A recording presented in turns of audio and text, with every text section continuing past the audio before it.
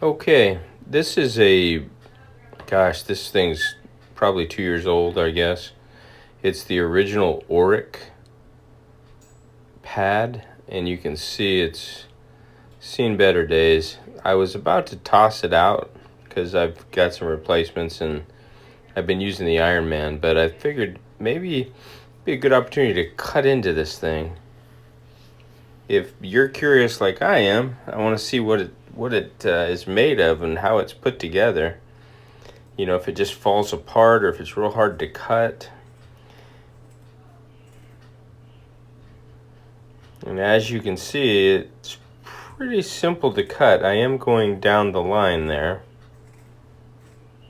I had two pairs of scissors, these light duty ones, and then I had some heavy duty ones over there on the right that I don't have to use. Surprisingly, it is put together very, very well. You see that? It's stitched kind of both directions. It doesn't come apart, which I thought it was two pieces stitched together, but it's not.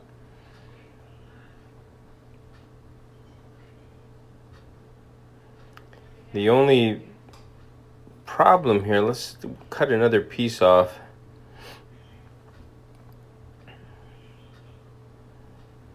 Let's see if I can get anywhere deeper into it.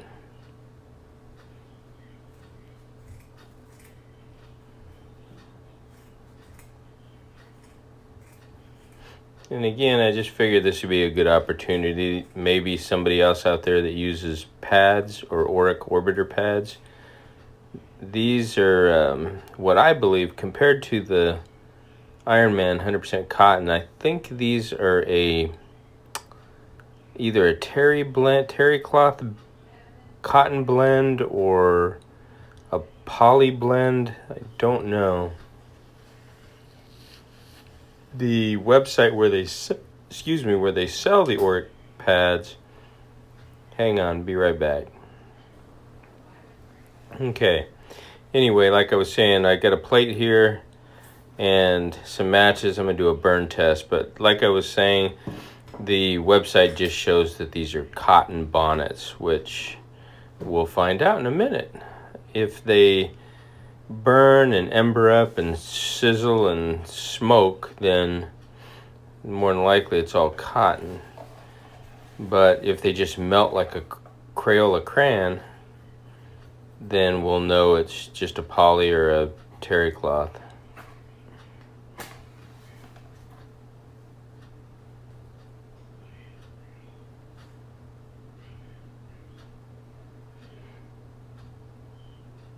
Let me get my hand out of the way.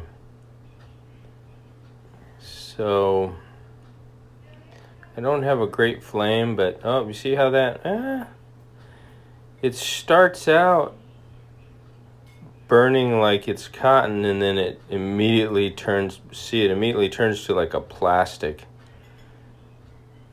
But it still has the consistency and the smell of cotton. So, and try to pull it apart. Yeah, I think it is terry cloth. I've never burned terry cloth. You know, they don't make terry cloth carpets, and that's the only time I've ever done a burn test. And the ashes kind of break apart, so, and there are some thicker rubbery feeling parts, but I think I need to do a bigger burn test. I don't want to light my house on fire, but we'll see. This is my last match, so oh yeah, see how quick that's the cotton in it, and then it melts. But I think the majority of it is let me see. Yeah, the majority of the fiber appears to be cotton. So maybe it's a 70-30 blend. That's what I would say. Maybe it's 70% cotton, 30% terry. And if it's if it's 70%, this thing should light right up. And it is not. If this was all cotton, this thing would just catch right on fire. what's happening here is it lights pretty good because there is some cotton in there, but it's got more of that terry cloth or poly blend, and it's just melting, and it puts the fire right out. And I could smell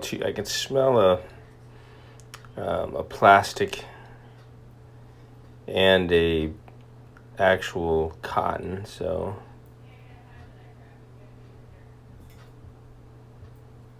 all right, yeah, interesting. Anyway, my conclusion here is probably, like I said, a 70-30. Could be less, could be a 50-50, the way that the whole piece wouldn't just stay lit on fire. So you might be looking at a 50-50 blend, 50% cotton, 50% terry cloth or polyester. Either way, that kind of gives it a less cleaning power, being that it's not 100% cotton. When I get an old Iron Man, I'll do the burn test and we'll watch that thing just go up in flames probably. So they do, for general cleaning, I would definitely use them. I use them on stairs because the Iron Man's a little too aggressive. You can see I'm trying to pull that apart and it becomes kind of gummy and it smells like rubber or plastic.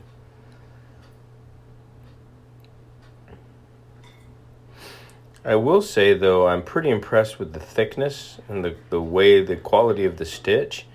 And if I hadn't have cut it in half and knew that it was put together that well, this is what I may have done, just trimmed off all the loose fibers and crap on it and see what happens, because it's plenty thick, which means if you can cut off all this loose frayed stuff here, fuzz, it would probably go for another year. So let's see what happens. I'm putting that to the test. Some of you guys may already do this. You don't have the need to cut it open or find out what it is. You just trim that stuff off, which is probably normal. So bear with me if you think I'm being ridiculous, but the more you know. Now when I use these pads, pardon me, I'll know that it's not two pieces stitched together. It's very well sewn, and the outside is stitched very well too. The rows are real symmetrical and straight, so that's another good quality. Let's take a look at it and get all this loose crap off. What do we got? Yeah, perfect. It even still has the loops remaining on it, so it's just where the stuff frayed through, you can see. I mean, if you have a pad that looks all, fuzzy like that, you know what to do now. Hope you guys liked this video. And my next pad like that, I'll be just trimming it up and reusing it. So I hope you guys had a fantastic Easter. I just wanted to put this video up. I'll have more content. I get 2 jobs tomorrow, so stay tuned.